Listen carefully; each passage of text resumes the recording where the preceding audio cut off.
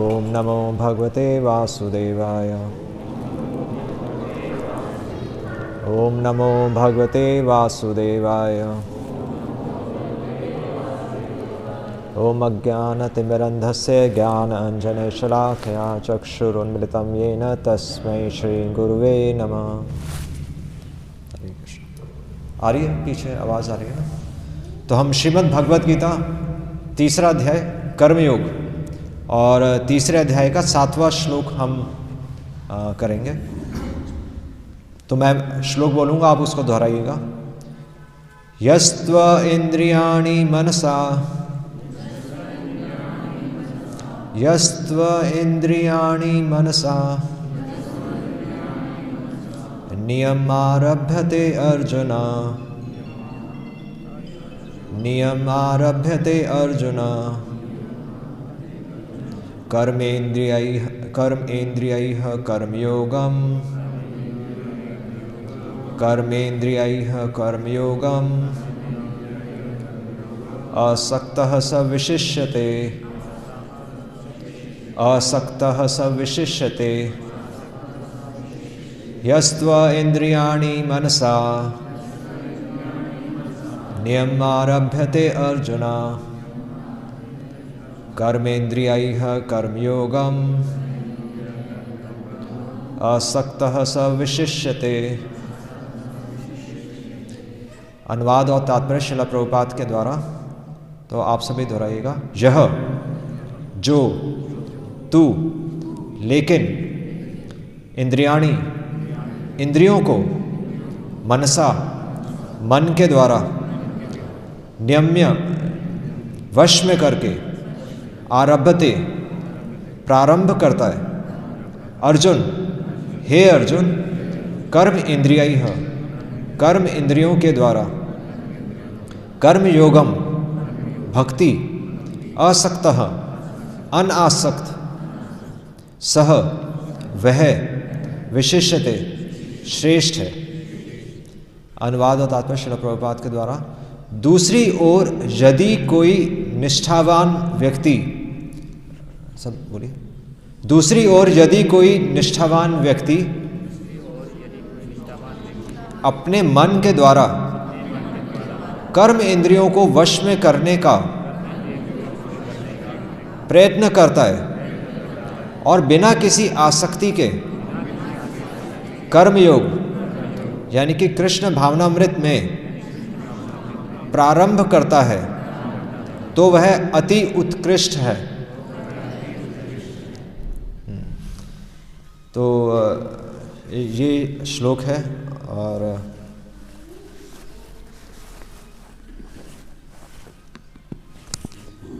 तो यहाँ पर ये भगवद गीता का तीसरा अध्याय है कर्मयोग। और कर्मयोग मतलब भगवद गीता से अगर एक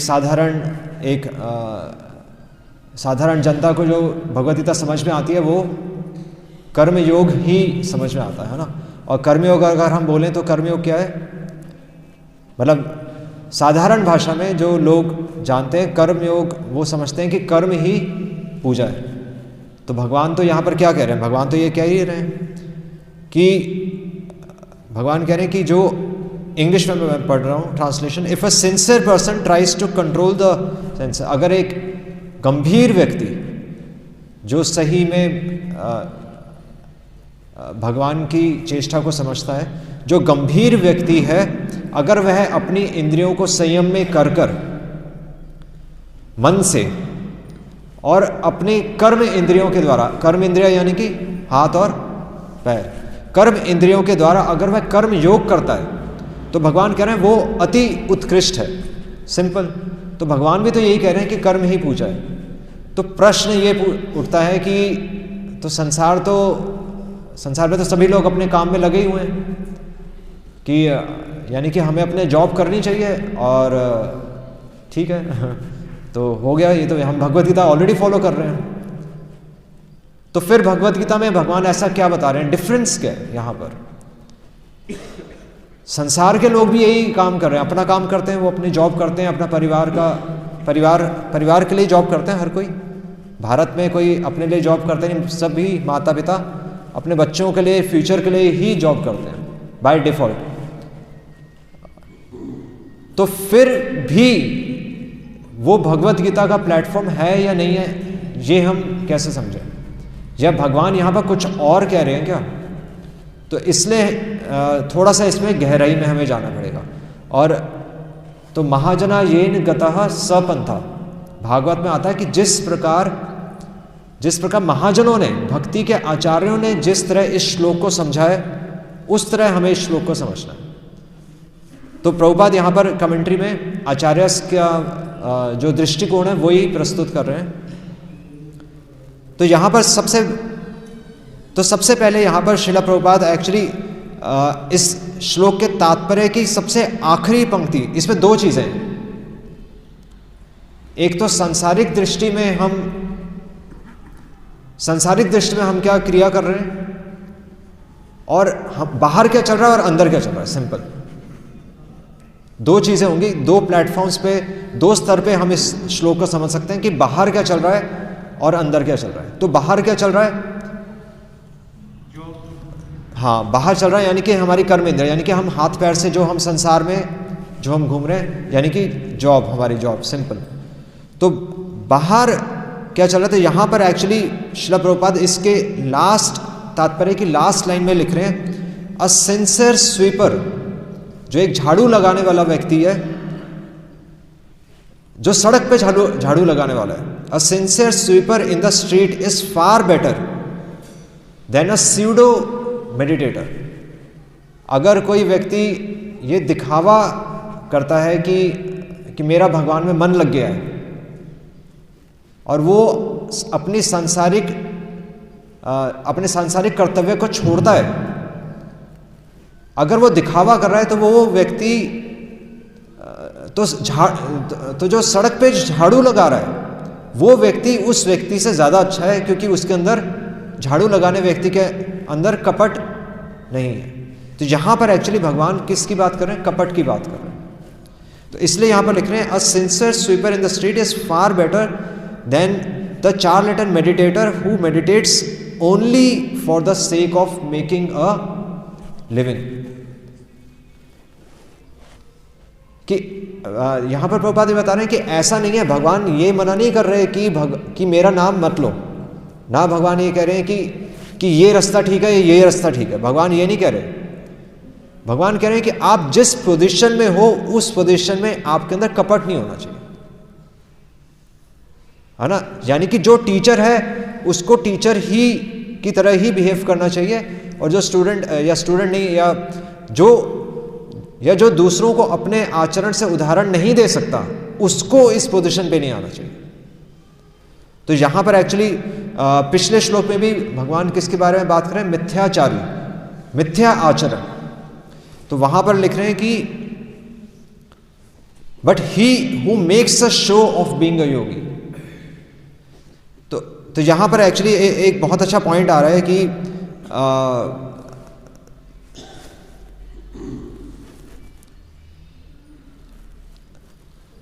मतलब सिंपल एक चीज में मतलब जैसे जब हम बाहर की क्रियाओं के बारे में बात करते हैं, तो बाहर की क्रियाएं हमारी क्या हैं कि या तो हम सोचते हैं कि हम या तो वृंदावन चले जाएंगे, या हम सोचते हैं दूसरी तरफ कि हम अपनी घर गृहस्थी संभालें। तो अर्जुन का भी यही प्रश्न था, अर्जुन का भी भगवान कृष्ण से यही प्रश्न था कि आपने मेरे को आत्मा का ज्ञान दिया है, तो अब मैं गीता पढ़ूं या फिर मैं युद्ध करूं? क्योंकि अगर आप मेरे को आत्मा का ज्ञान दे रहे हैं तो मेरे को युद्ध करने की आवश्यकता नहीं है, क्योंकि वो तो वेस्ट है। और अगर मैं युद्ध करता हूं तो फिर आत्मा का ज्ञान का क्या मतलब है ना। वो तो युद्ध करने से तो मैं, यानी कि मैं अपने लिए, अपने बेनिफिट के लिए युद्ध कर रहा हूं, और बल्कि हिंसा कर रहा हूं मैं। तो इसलिए यहां पर भगवान बता रहे हैं कि अर्जुन के मन में जो प्रश्न है, वही प्रश्न हमारे भी जीवन में, क्योंकि हम एक तरफ तो हम मंदिर आते हैं और मंदिर में हमें लगता है कि हमें शांति मिलती है, वो तो मिलती है, पर दूसरी तरफ जब हम इस संसार में जाते हैं तो संसार में हमारा पूरा जीवन अस्त व्यस्त होता है ना। वहां पर हमें ये चीजें याद नहीं आती। तो हमारे अंदर भी वही दुविधा चल रही है जो अर्जुन के मन में उस समय चल रही थी। अर्जुन भी फाइट नहीं करना चाहता था, पर अर्जुन को फाइट करने के लिए भगवान बोल रहे थे। और हम भी इस संसार में मन को शांत रखना चाहते हैं, पर फिर भी हमें इस संसार में काम करना पड़ता है। अब भगवान ये कह रहे हैं कि कर्म करो। भगवान अर्जुन को ये नहीं कह रहे कि जंगल जाकर माला फेरो। सही है, भगवान ने अर्जुन को बोला ना युद्धस्व च, युद्ध करो। तो डिफरेंस क्या है? भगवान अर्जुन को कह रहे हैं युद्ध करो, और हम सब कुछ छोड़ के यहां मंदिर में आकर बैठ गए। या हमने जैसे ये तो गेरुए वस्त्र हमने धारण किया, तो क्या वो गलत है? तो इसलिए हमें ये समझना है कि चल क्या रहा है। भगवान अर्जुन को कर्म करने के लिए कह रहे हैं, तो वो कौन से कर्म करने के लिए बात कर रहे हैं? तो श्रील प्रभुपाद एक्चुअली भागवतम के तात्पर्य में लिख रहे हैं कि वैसे साधारण में हमने शुरू में हमने डिस्कस किया कि हमें लगता है कि जो हम जॉब कर रहे हैं वो कर्म है, पर श्रील प्रभुपाद भागवतम का एक श्लोक है, तो आई थिंक फर्स्ट कैंटो या पहले या दूसरे स्कंद में आता है। तो वहाँ पर आता है कि प्रभुपाद तात्पर्य में लिख रहे हैं श्रीमद् भागवतम के कि जब हमारी सुबह आंख खुलती है तो सबसे पहले आप किसकी आवाज़ सुनते हैं? सुबह उठकर किसकी आवाज़ सुनते हैं? मोर की? मोबाइल की? अच्छा, आजकल मोबाइल हो गया, पर पहले तो चलो वैसे चिड़ियों की आवाज़ से नहीं, चिड़ियों की आवाज़ नहीं होती सवेरे सवेरे, चिड़ियों की आवाज़ होती है। अगर ध्यान से अगर हम सुने, जब हम सुबह जिन नींद खुलेगी सबसे पहले चिड़ियों की आवाज़ आ रही होती है। अगर मोबाइल को हम अपनी लाइफ से हटा दें, वो तो चलो आर्टिफिशियल हो गया, या चीखने चिल्लाने की आवाज़ तो सुबह नहीं आती है वो सुबह आप देखेंगे बिल्कुल एक पर्टिकुलर टाइम पे चिड़ियों की आवाज़ आती है। तो प्रभुपाद वहाँ पर बता रहे हैं कि चिड़ियों की आवाज़ क्यों आती है? क्योंकि चिड़ियाँ भी प्रश्न करती हैं, चिड़िया भी आपस में प्रश्न कर रही होती हैं। उसी तरह अगर हम देखें कि लोग अपने जीवन में जब बात करते हैं, तो एक बिजनेसमैन तो वो बात करने के लिए उत्सुक है, एक स्त्री तो बच्चे उठते ही सीधा बोलने लग जाते हैं, तो वो कोई ना कोई प्रश्न पूछ रहे होते हैं। तो वहाँ भागवतम में आ रहा है कि हर किसी का प्रश्न है, चिड़ियों का प्रश्न है, जानवरों के पास प्रश्न है, वो भी आपस में बात करते हैं। हम इंसानों के पास प्रश्न है, बच्चे माता पिता से पूछते हैं, हस्बैंड वाइफ आपस में बात करते हैं, हर किसी के पास प्रश्न है। एक बिजनेसमैन अपने मार्केट में बिजनेस करता है तो उसके प्रश्न होते हैं।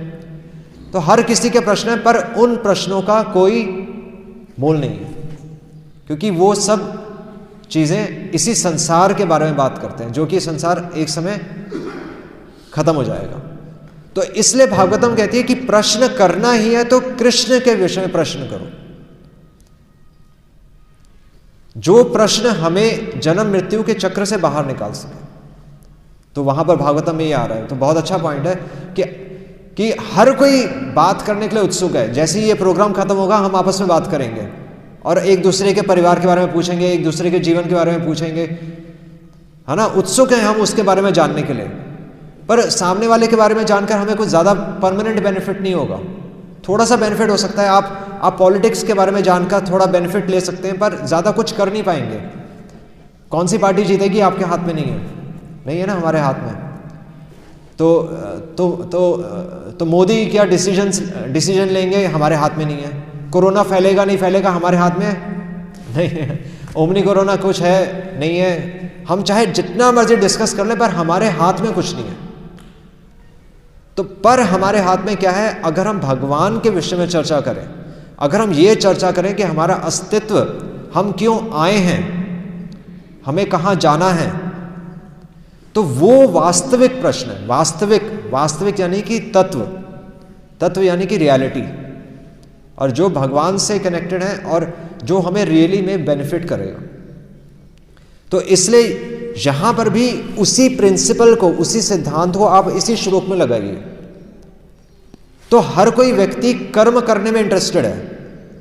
लोग यही कहते हैं ना कि कर्म ही पूजा है।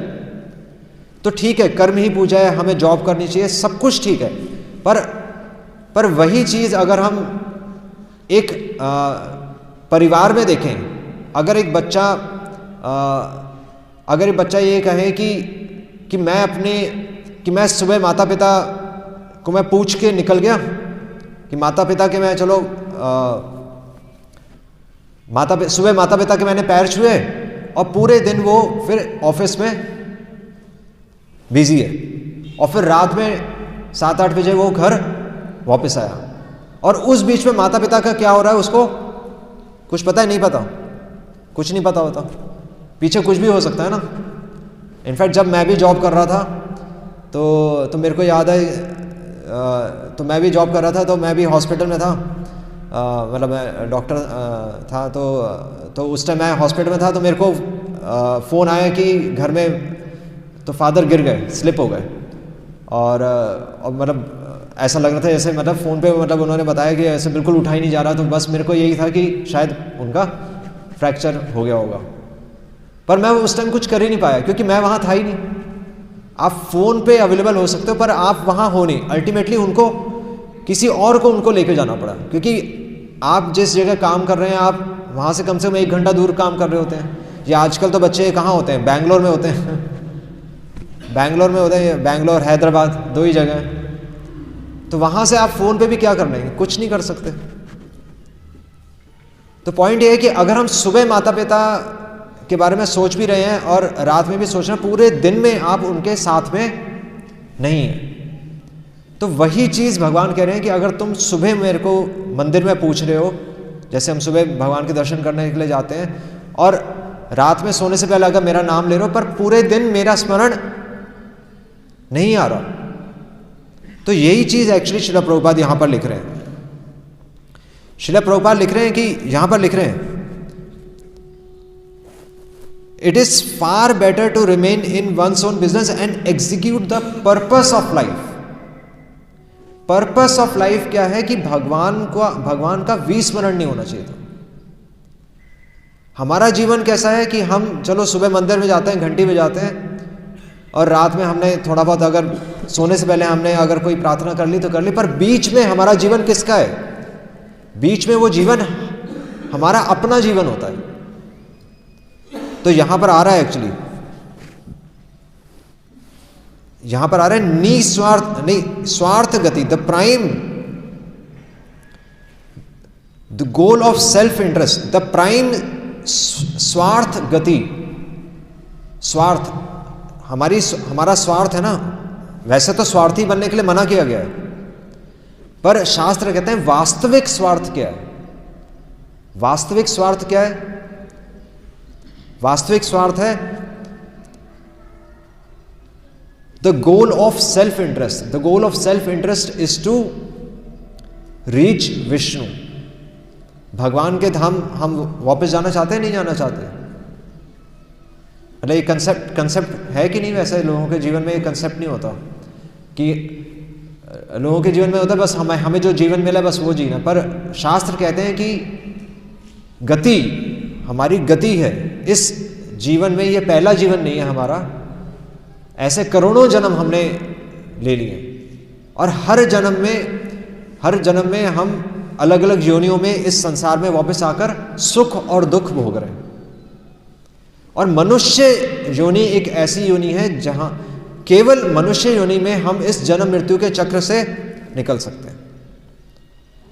तो वास्तविक स्वार्थ क्या है? कि किसी तरीके से येन केन प्रकारेण, किसी तरीके से भगवान का स्मरण मृत्यु के समय आ जाए।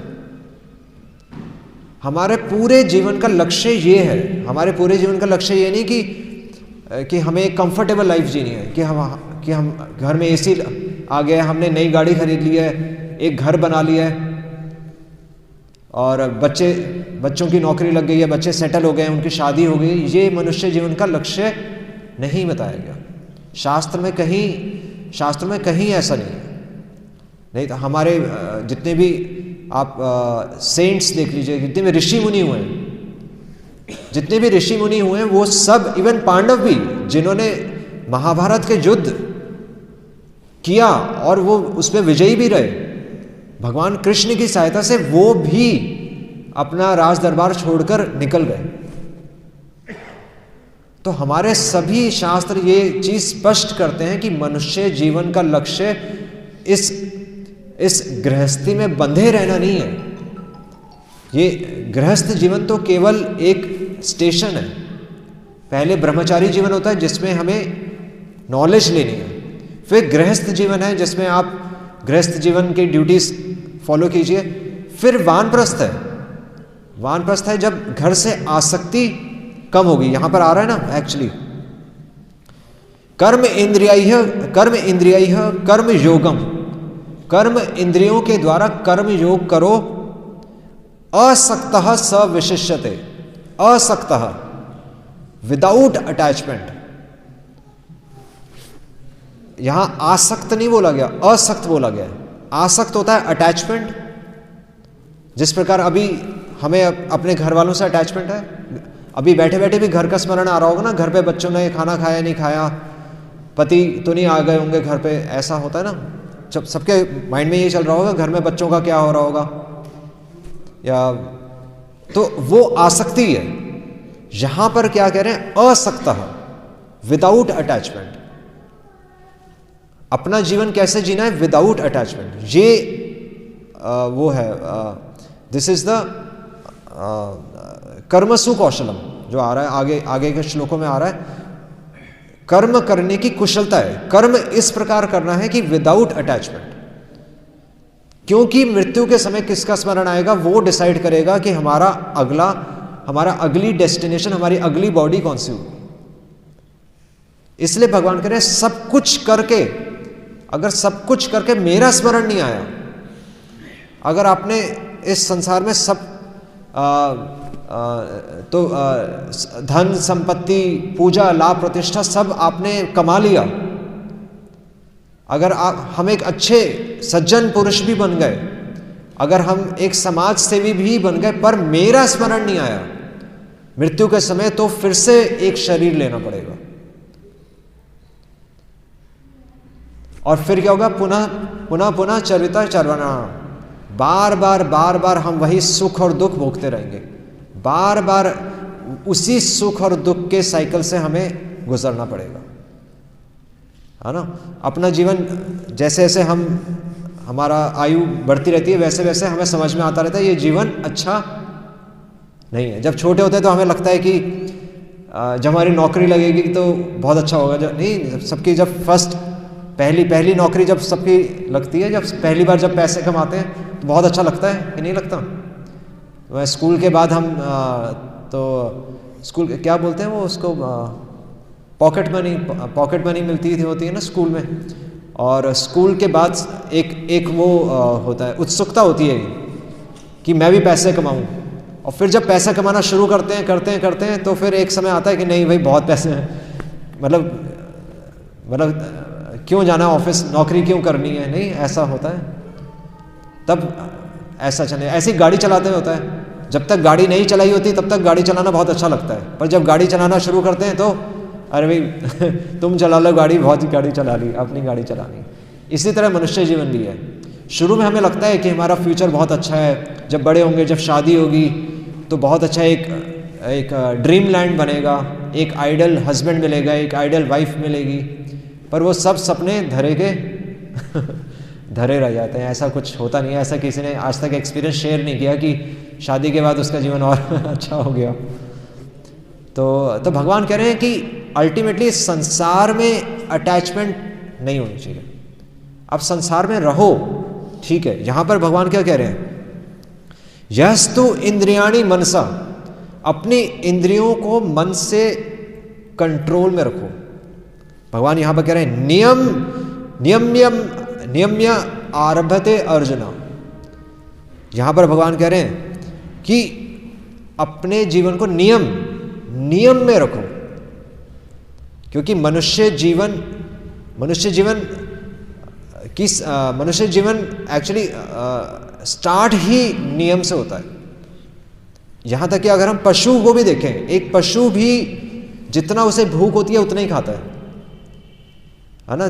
पशु को कभी आप देखें, पशु अपने भूख से ज्यादा नहीं खाएगा। या प्रभुपाद एग्जाम्पल देते हैं, चिड़िया अगर चावल के एक बोरी भी आप सड़क पर रख दें और चिड़िया आएगी और जितना उसे दाना चाहिए होगा उतना चुगेगी और उड़ जाएगी। पर मनुष्य उसमें से अपने ज़रूरत का अन्न निकाल भी लेगा, बाकी बोरी भी उठाकर अपने घर ले जाएगा, और चाहे दूसरा ही किसी को मिले ना मिले। तो जो लोभ है ना, लोभ जानवर में भी लोभ नहीं होता, पर मनुष्य में लोभ है। और इनफैक्ट मनुष्य तो सही मायने में अगर मनुष्य जो है, तो मनुष्य की शुरुआत, जो मनुष्य का स्तर है उसकी शुरुआत ही नियम से होती है। इसलिए धर्म मनुष्य को मनुष्य बनाता है। और यहां पर जब भगवान कह रहे हैं कि मेरा स्मरण करो, तो यहां पर मनुष्य से एक स्तर ऊपर और है, वो क्या है? भक्ति का लेवल। यहां पर भगवान क्यों कह रहे हैं कि मेरा स्मरण करो? भगवान, अच्छा, हमें ऐसा लगेगा कि भगवान तो अपनी मनमर्जी कर रहे हैं, भगवान कह रहे हैं कि इस संसार से अटैच मत हो, तो हम तो कहेंगे कि भगवान आप हमारी एंजॉयमेंट क्यों आप ले रहे हैं? नहीं, तो भगवान क्यों कह रहे हैं कि इस संसार से आसक्त मत हो?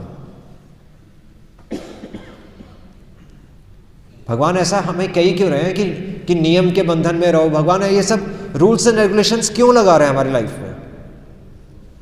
भगवान अपने आप को पिक्चर में ही क्यों ला रहे हैं?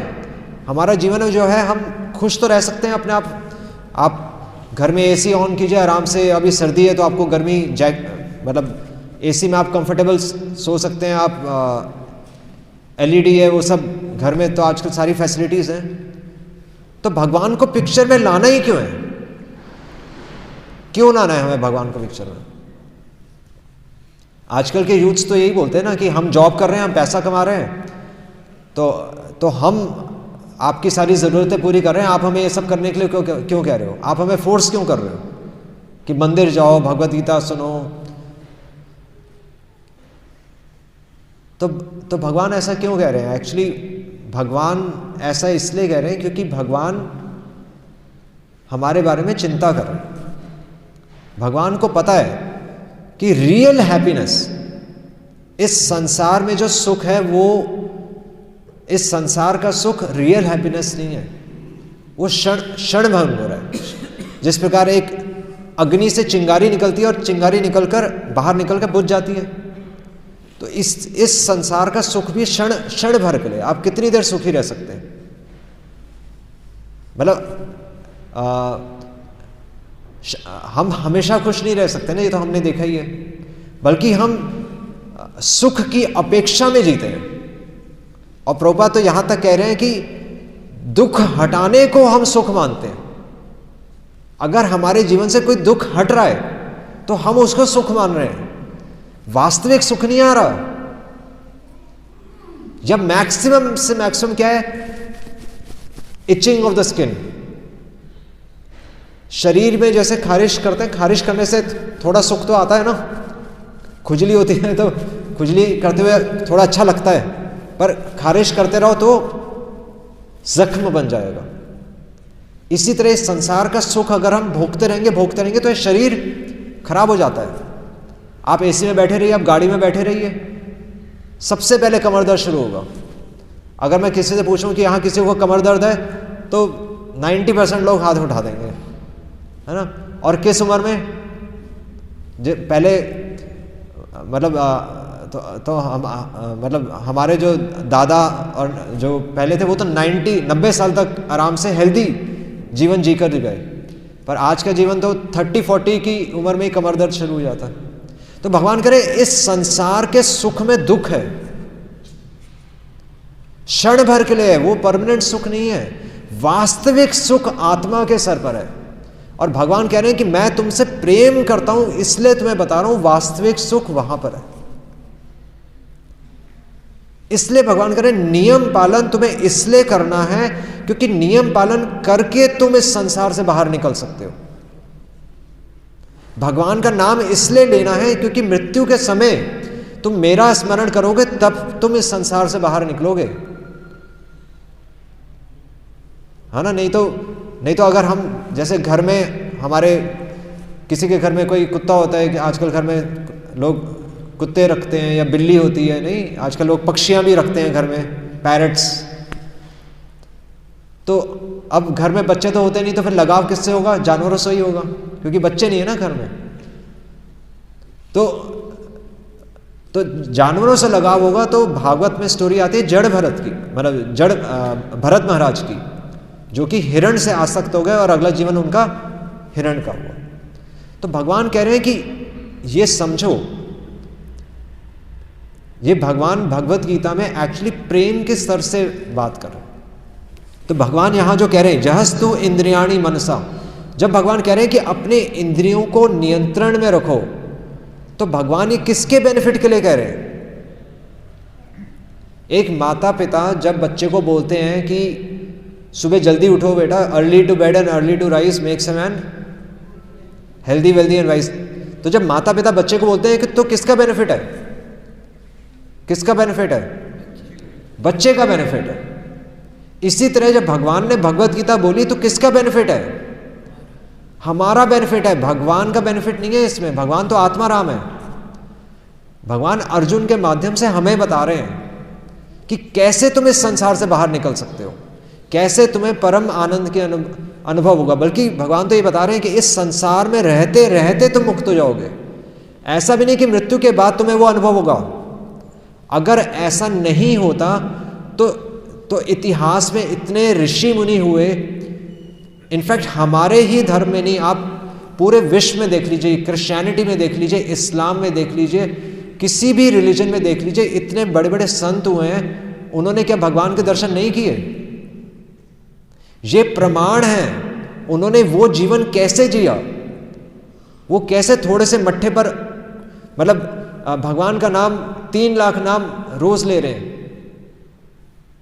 उनको कौन से आनंद का अनुभव हो रहा है? वो चीजें कोई स्टोरीज नहीं है। आज का साइंस फिर भी फेल हो सकता है, पर शास्त्रों में जो चीजें दी हैं वो गलत नहीं है। और इसीलिए संत वो या ऋषि मुनि वो जीवन जी गए। जो सेंट्स हुए हैं, सिर्फ भारत में ही नहीं, क्रिश्चियन सेंट्स हुए हैं, इस्लाम में सेंट्स हुए हैं, इवन फीमेल सेंट्स हुई हैं जिन्होंने भगवान के दर्शन किए हैं। तो इसलिए श्रील प्रभुपाद एक्चुअली बहुत एक खूबसूरत बात लिख रहे हैं। यहां पर मिथ्याचारी किसको बोला गया है? तो मैंने 2 चीजें बताई थी ना, एक बाहर का स्तर है, एक अंदर का स्तर है। तो यहां पर कपट की बात किसके लिए हो रही है? एक तो वो व्यक्ति है जो हमें चीट कर रहा है, जो गेरे हुए वस्त्र डाल के बैठा है ना। फॉर एग्जाम्पल अगर मेरे ऐसे अगर कोई गेरे हुए वस्त्र डाल के बैठा हुआ है और यहाँ पर लेक्चर कुछ और दे रहा है और बाहर जाकर हो सकता है हम पेप्सी पी रहे हो, नहीं तो अगर आप मेरे को पेप्सी पीते हुए देखेंगे तो आप मेरे को मिथ्याचारी बोल सकते हैं। अगर हम वो जीवन नहीं जी रहे, अगर हम जो हम बोल रहे हैं वो जीवन नहीं जी रहे, तो हम मिथ्याचारी हुए। ये तो उन लोगों को आइडेंटिफाई करने के लिए जो हमें गलत मार्गदर्शन कर रहे हैं, यानी कि भक्ति के नाम पर, यानी कि आध्यात्मिकता के नाम पर वो हमें कुछ और दे रहे हैं। आशीर्वाद, सबसे पहले हम आशीर्वाद मांगने जाते हैं ना कि स्वामी जी हमें आशीर्वाद दीजिए।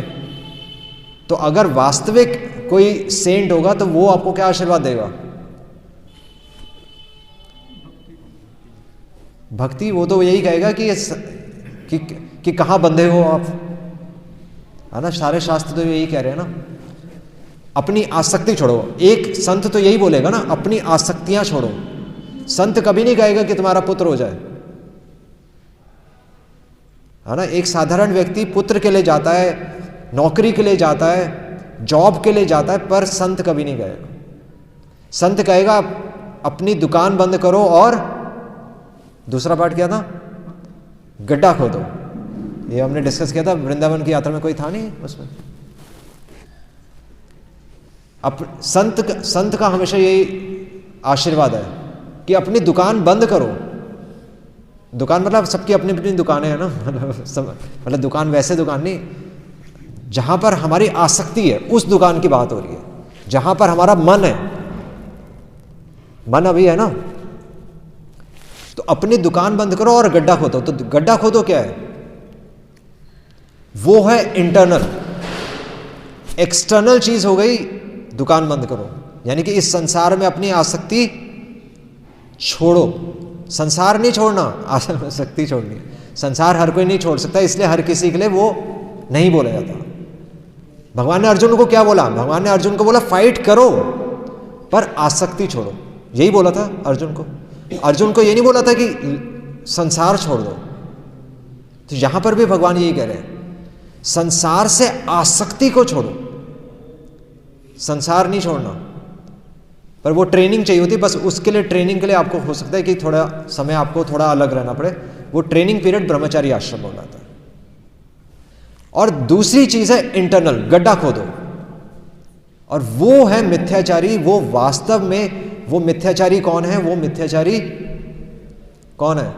वो मिथ्याचारी हम खुद हैं, क्योंकि हम बाहर से कुछ और दिखा रहे हैं, अंदर से हम कुछ और हैं। क्योंकि प्रभुपाद क्या कह रहे हैं? प्रभुपाद कह रहे हैं कि मैंने सोसाइटी क्यों बनाई है? ये सोसाइटी मैंने बनाई है। कोई आंसर कर सकता है? प्रभुपाद ने बहुत अच्छा ये इंटरनेशनल सोसाइटी, जो इस्कॉन आपने सुना होगा, इस्कॉन, तो इस्कॉन क्यों बनाया प्रभुपाद ने? बहुत अच्छा आंसर लगा मेरे को। कोई आंसर कर सकता है इसका?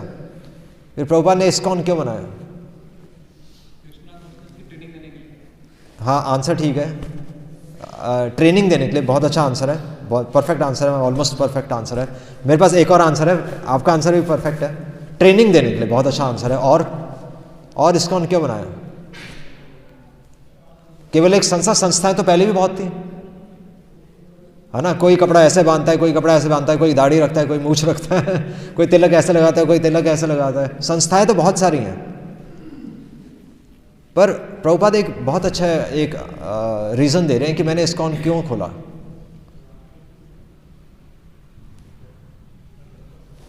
तो प्रभुपाद बता रहे हैं, एक्चुअली प्रभुपाद बता रहे हैं कि ये इंटरनेशनल सोसाइटी, एक सोसाइटी क्यों बनाई जाती है। तो प्रभुपाद बता रहे हैं कि सोसाइटी, एक आम तौर पे सोसाइटी क्यों बनाई जाती है। तो प्रभुपाद एग्जांपल दे रहे हैं, वो फिक्की है ना, federation of industry of chamber and commerce.